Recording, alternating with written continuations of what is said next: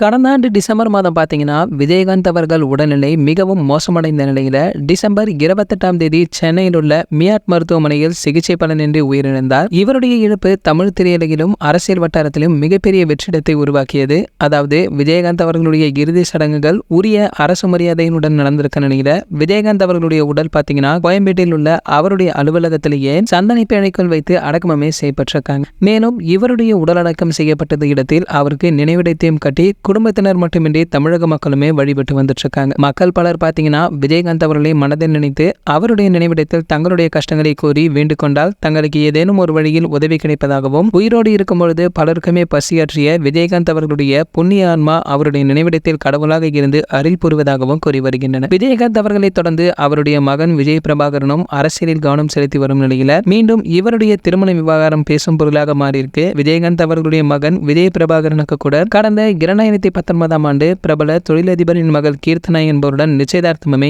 எளிமையாகவும் நடந்து முடிந்திருக்கு. திருமணம் குறித்த தகவல் விரைவில் அறிவிக்கப்படும் என கூறப்பட்டிருக்க நிலையில 5 வருடங்களுக்கு மேலாகியுமே இதுவரை எந்த ஒரு தகவலுமே வெளியாகவில்லை. மேலும் விஜயகாந்த் அவர்களுடைய உடல்நிலை அடிக்கடி மோசமாகி வந்ததால திருமணத்தை அவருடைய குடும்பத்தினர் தள்ளி வைத்ததாக கூறப்படுகிறது. இதைத் தொடர்ந்து தற்பொழுது வெளியாகியுள்ள தகவலின்படி அவர் இறந்து இன்னும் 1 வருடம் கூட ஆகாத நிலையில 1 வருடம் ஆன பின்பே விஜயகாந்த் அவர்களுடைய மகன் விஜய் பிரபாகரனின் திருமணம் குறித்த தகவல் வெளியாகும் எனவோ கூறப்படுகின்றது. நிச்சயதார்த்தம் பார்த்தீங்கன்னா செய்த அதே பெண்ணை தான் விஜய் பிரபாகரன் திருமணம் செய்து கொள்வாரா இல்லை என்ன நடக்கிறது என்பதை பொறுத்திருந்துதான் பார்க்க வேண்டும்.